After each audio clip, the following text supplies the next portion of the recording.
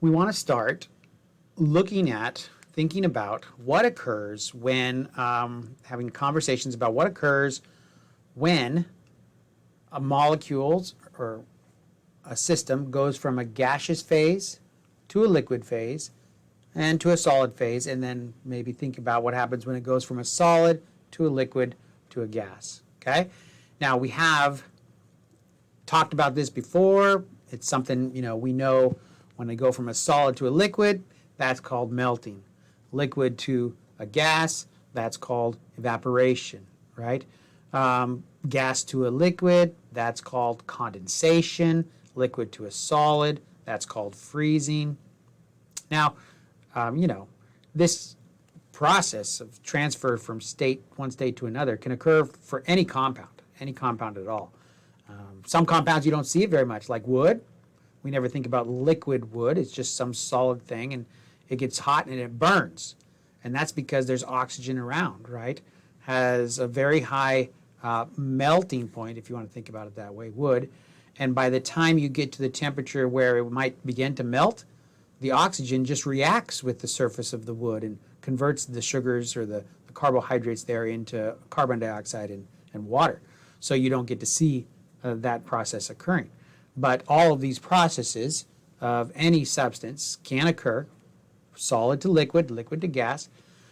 So when we say something like a freezing point, it doesn't need to be cold necessarily, right? So the freezing point of gold, right, it doesn't need to be cold to get solid gold, to go from liquid to solid gold, right? So make sure you don't necessarily think that, freezing point must be cold relative to the temperature that I'm used to. All right, so let's think about this, okay? Something in a solid state will draw all the molecules, atoms. These don't need to necessarily represent atoms here. These could be actual molecules of a substance.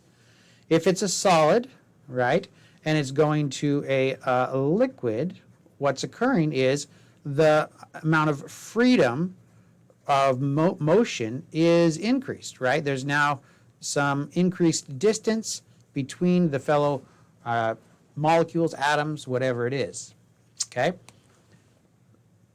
Not a lot of motion, more motion, all right? So where did this system get the motion from? Where did it get the energy to start moving around?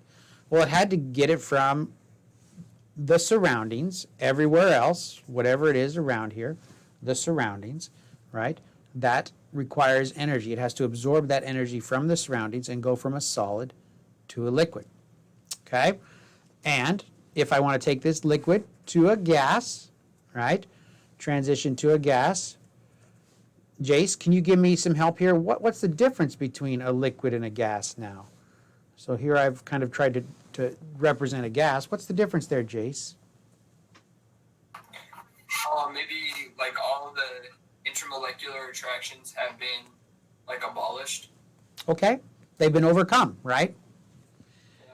When these things collide now, the energy of them is such that the intermolecular interactions do not influence those collisions or do not cause them to stick for a while and separate apart. Where here the intermolecular interactions are still kind of making a network, a cohesive network of materials. And here those attractions are strong enough to really slow down the molecules or atoms. Okay, very good. So in the same type of perspective where we think about energy needing to come from the surroundings to convert this from a solid to a liquid, for this to go to a liquid to a gas, energy needs to be utilized from the surroundings to convert this liquid into a gas, okay?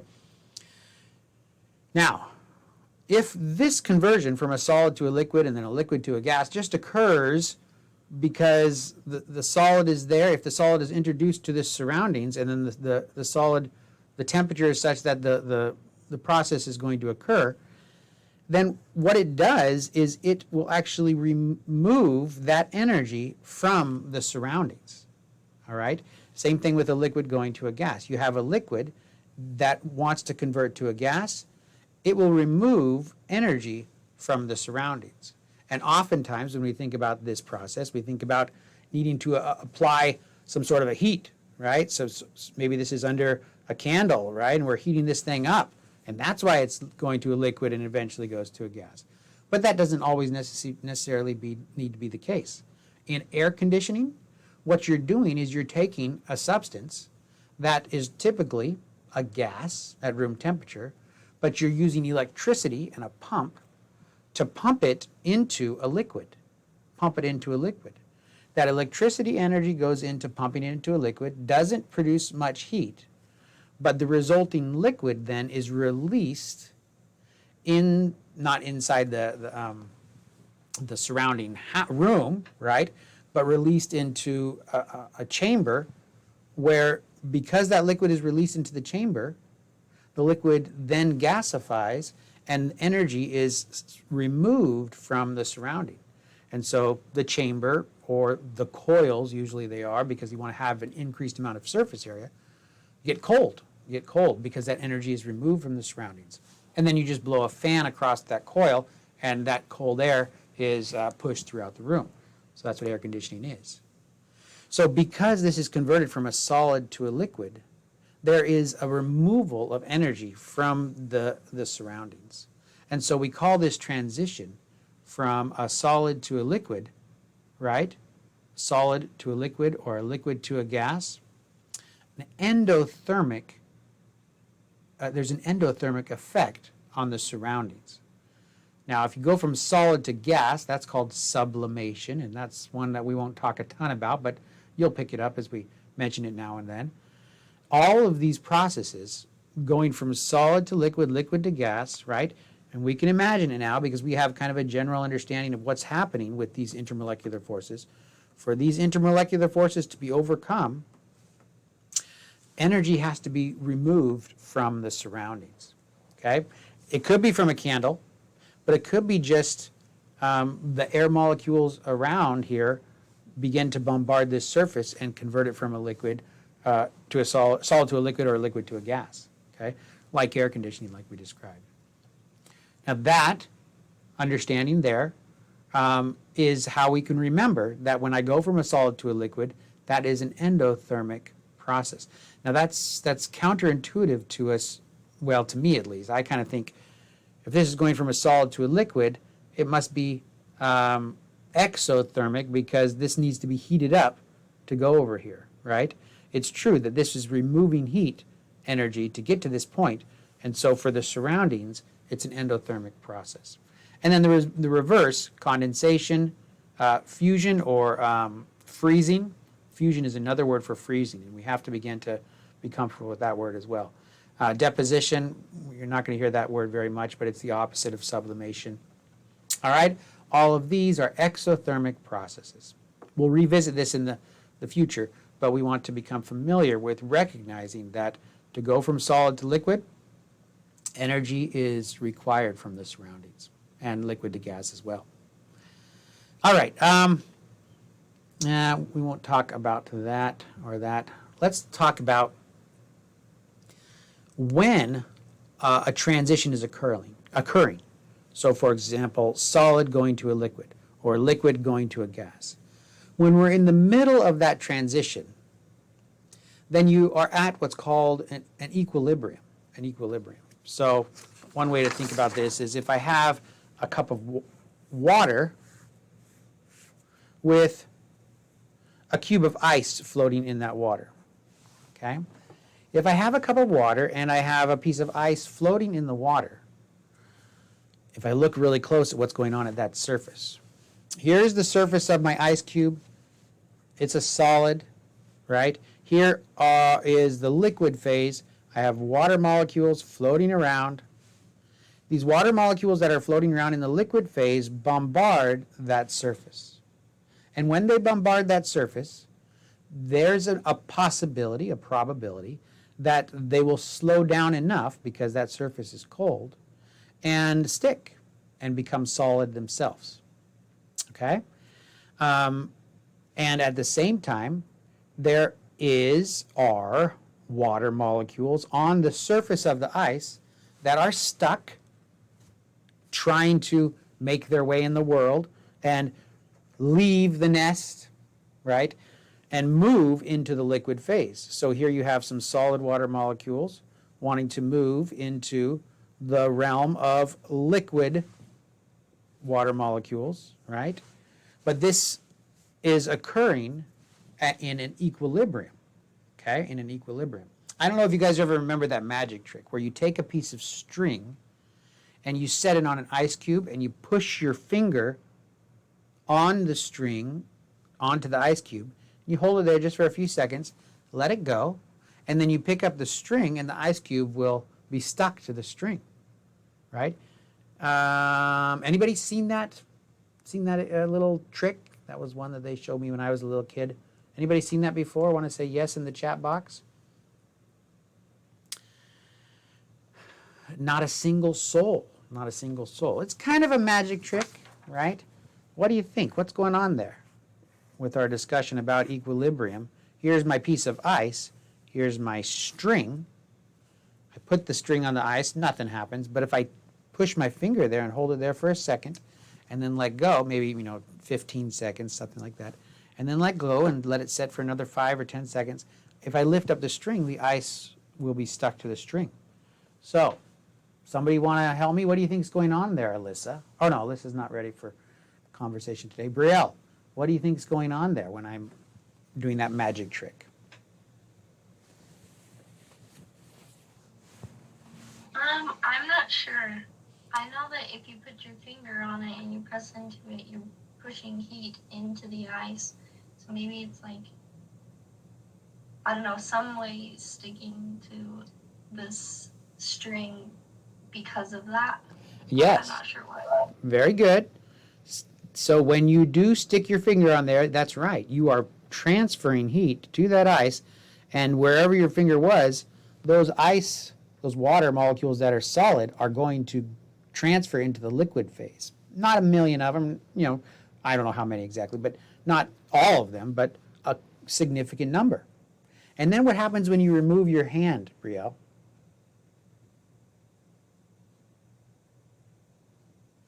Is the heat that was inside the ice going back out into the air? Yeah.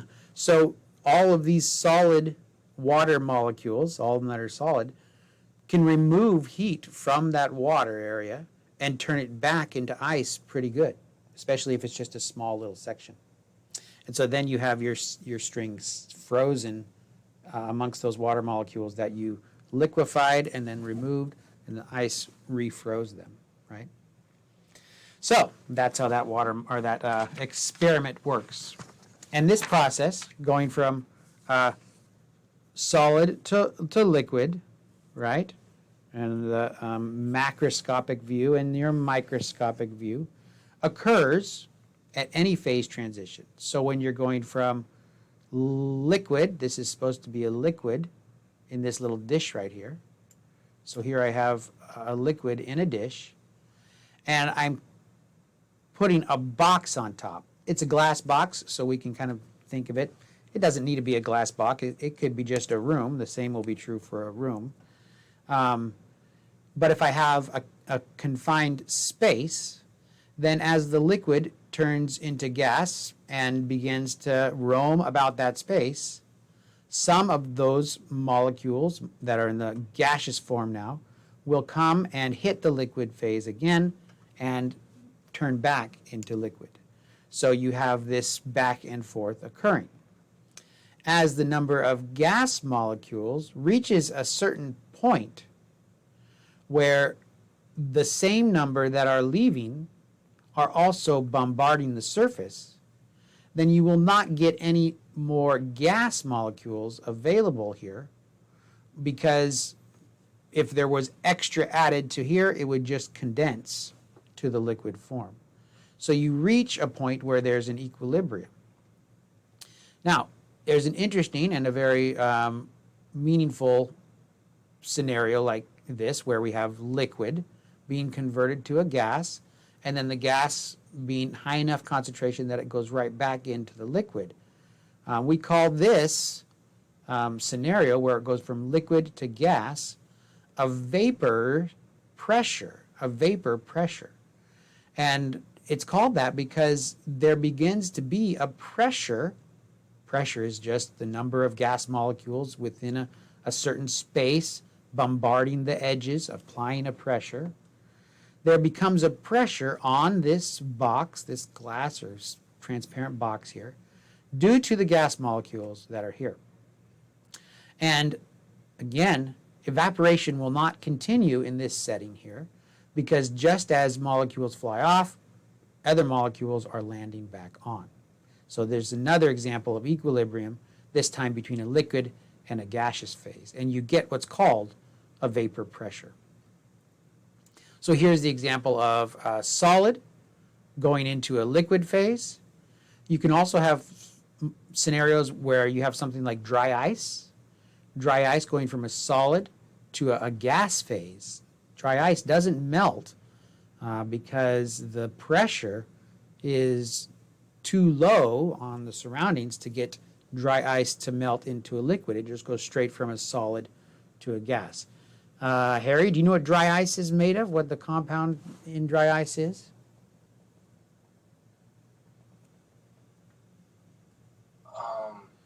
Does it have a gas in it? Dry ice is a gas. Well, I mean, it's a solid and it's being converted into a gas.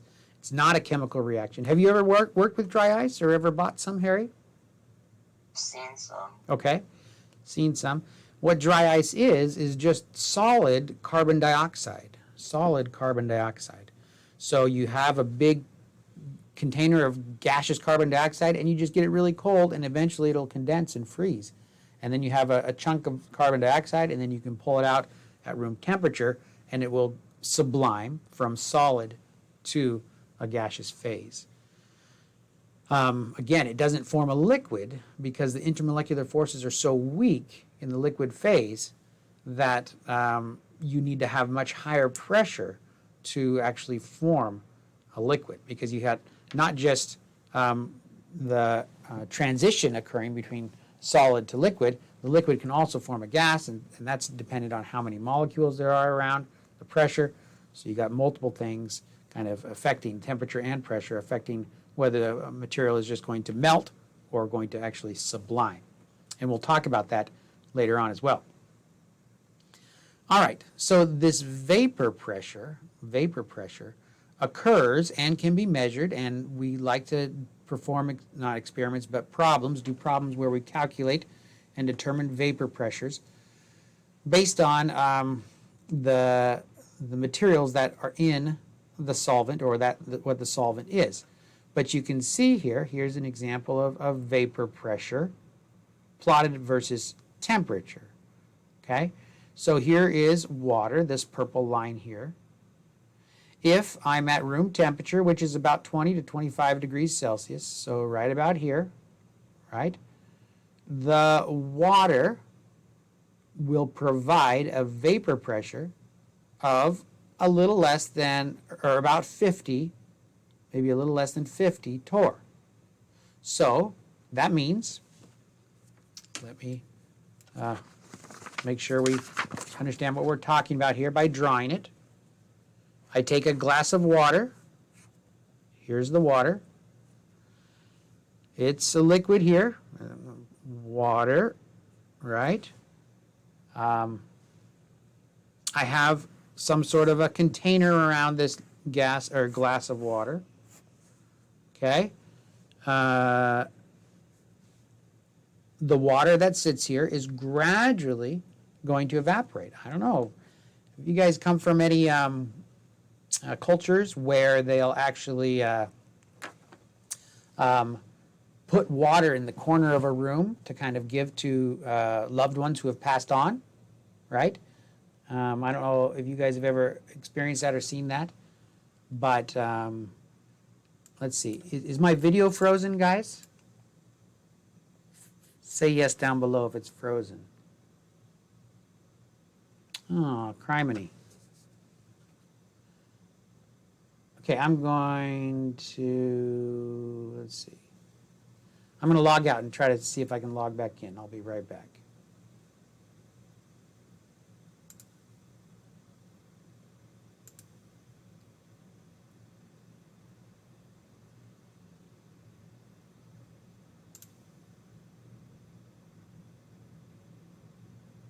Hello? Hello?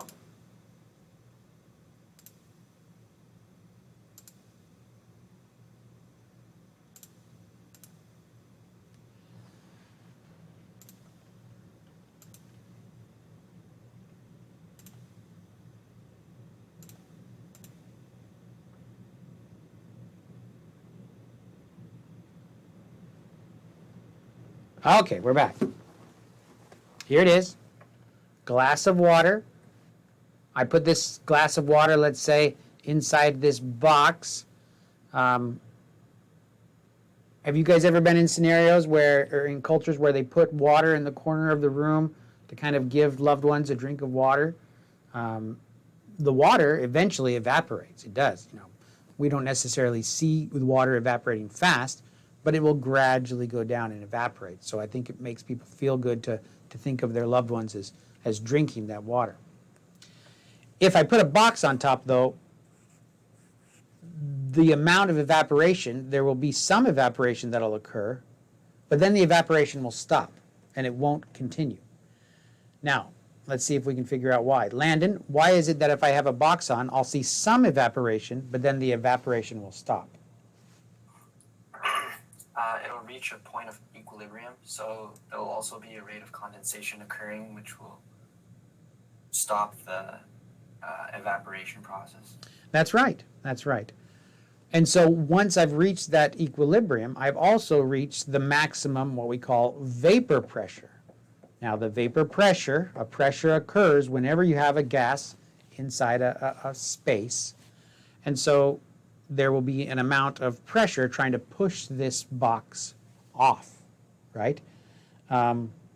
So this pressure is real and will differ depending on the volatility of the compound, right? If I look at this graph here, I can see at room temperature, like I said, the amount of vapor pressure that we get for water is relatively low. But if you look at something like ether at room temperature, right? At room temperature, the amount of vapor pressure for ether is very high, right? That's almost 3/4 of 1 atmosphere of vapor pressure that's going to result just having ether, if it was just ether in a container under a box like that. Okay, so vapor pressure is what occurs because of the gas molecules that leave the liquid and then become in equilibrium with the evaporation and condensation process. Okay?